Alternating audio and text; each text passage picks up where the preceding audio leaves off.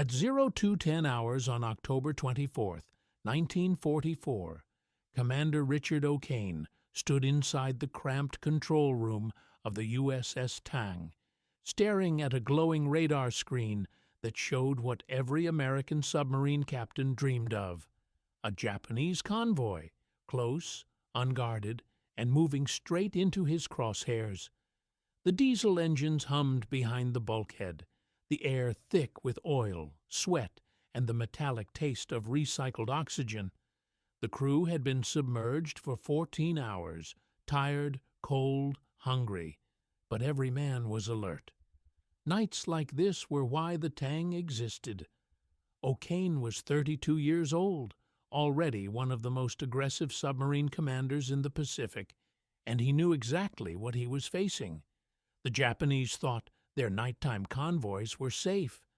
They believed American subs were too slow to intercept and too cautious to attack at point-blank range. They were wrong. The Tang had spent the entire war proving them wrong. The submarine slid through the Luzon Strait at 5 knots, silent as a shadow. Only the faint clicking from the hydrophones broke the darkness. Propeller beats from freighters, 2 escorts, maybe a transport. The soundman whispered course and speed, 7 knots perfect. Slow targets, easy to track. The Tang had a simple mission: destroy Japan's lifeline. Every ship carried fuel, ammunition, aircraft parts, supplies Japan could no longer replace. And every ship the Tang sank pushed Japan further toward collapse. But submarine warfare in the Pacific wasn't glamorous. It wasn't clean. It was claustrophobic, exhausting, and brutally risky. The Tang carried 24 torpedoes. Each man aboard slept beside machinery, beside pipes that dripped condensation, beside engines that roared so loudly you had to shout to be heard. The temperature inside the boat swung wildly, from freezing when submerged for long hours to sweltering when running on the surface. Diesel fumes mixed with sweat, coffee, and the smell of unwashed clothes. The men lived inches from death every moment of the war. O'Kane studied the convoy through the periscope: 2 large freighters, 1 tanker, 2 escorts. He lowered the scope and made his decision. They would attack from inside the convoy, not from a distance. It was suicide if the escorts reacted quickly, but it was the only way to guarantee kills. Battle stations, flood tubes 1 through 6. The order echoed through the steel hull. Men climbed into cramped firing positions. Torpedoes clicked into ready alignment. The Tang eased forward. At 0312, O'Kane raised the periscope again. The freighters loomed above him, great black silhouettes against faint starlight. He could read the hull numbers. He could hear the cargo chains rattling through open hatches. They were that close. "Stand by to fire!" The first torpedo slammed out of the tube with a hollow thud, then another, and another. The control room fell silent. The men listened. Seconds passed. Then the ocean lit up. 3 explosions, spaced perfectly, rocked the darkness. Flames rose from the first freighter. The tanker burst into fire, fuel boiling across the waves. The escort began a desperate turn, too late. The Tang had just destroyed half the convoy in under a minute. But O'Kane wasn't done. He swung the boat around, preparing to fire again. The Japanese were panicking, searchlights cutting the water, engines revving, depth charges thrown wildly. The escorts had no idea where the submarine was. The Tang moved unseen beneath the carnage, closing for the kill. This was the life of the silent service. No glory, no witnesses, only darkness, steel, and the beating of enemy propellers in the deep. And Japan could not stop them. The escorts began dropping depth charges within minutes. The submarine shook as distant blasts thudded overhead, shock waves rolling through the hull like underwater thunder. But O'Kane had seen this pattern countless times. Japanese escorts were brave, but untrained. They fired blindly, wasting charges too quickly, never forming a proper search pattern. The Tang slipped beneath them, drifting quietly at 250 feet, engines off, crew silent. For 30 minutes, the submarine lay motionless. The only sounds were the hull creaking under pressure and the shallow breathing of 60 men packed into steel compartments no larger than a city bus. Sweat dripped, condensation fell like cold rain, but no one spoke. Any noise could give away their position. When the last depth charge detonated and the hydrophones picked up the escorts retreating, O'Kane made his decision: they would surface.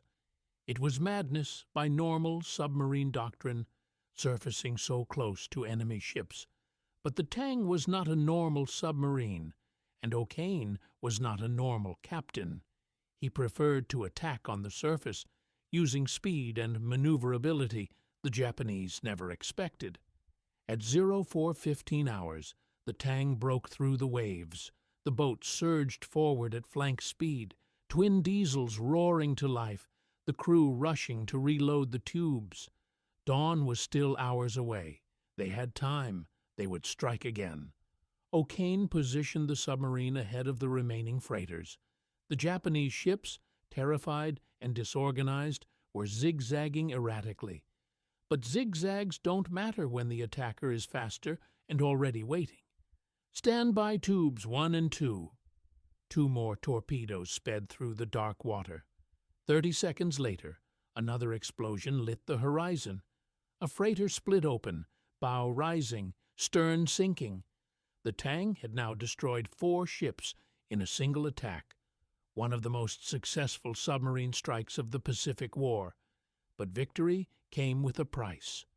The Tang had one final torpedo ready, a last shot that would end the convoy completely. At 05:45 hours, O'Kane fired it. That single torpedo changed everything. Seconds after leaving the tube, it malfunctioned, curved sharply, and circled back toward the submarine, one of the infamous defects of the Mark 18 electric torpedo. There was no time to maneuver, no time to dive. The crew barely had time to register the warnings. The torpedo struck the Tang near the stern. The explosion was catastrophic. The engine room flooded instantly. Men inside never had a chance. The shock threw crew members against bulkheads, shattered gauges, ruptured pipes, and plunged the submarine into chaos. Water poured in. Lights flickered. The boat began to list sharply. O'Kane ordered the crew to abandon ship, but at 180 feet of depth, escape was nearly impossible. The Tang sank rapidly, settling on the ocean floor. Silence replaced the roar of battle. Only 9 men survived, clinging to a single escape chamber. They used the Momsen lung, an emergency device few crewmen ever trained with, and began a slow, desperate ascent through the dark water.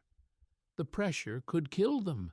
The Japanese waiting on the surface could kill them, but they rose anyway. O'Kane was among the survivors. When they broke the surface, Japanese sailors were already waiting. The survivors were pulled aboard a destroyer, beaten, interrogated, and transported to a POW camp where they endured starvation and torture for the remainder of the war, but the legacy of the Tang did not sink with her. Before that final torpedo malfunction, she had sunk 33 enemy ships, the most of any American submarine of World War II. Her patrols shredded Japan's supply routes, strangled island garrisons, and helped collapse Japan's war economy. The Japanese Navy tried everything: patrols, escorts, convoy tactics, but nothing stopped the silent service. 78 American submarines accounted for 55% of all Japanese ships sunk during the war. Not aircraft, not battleships, not cruisers, submarines. Small crews of exhausted men in cramped steel tubes, risking their lives in silence, starving Japan of fuel, ammunition, and food until its war machine simply could not function. The Tang may have died in the Luzon Strait, but its story became the symbol of an entire service. Unseen, unrecognized, but absolutely decisive, Japan couldn't stop them. They never even saw them coming.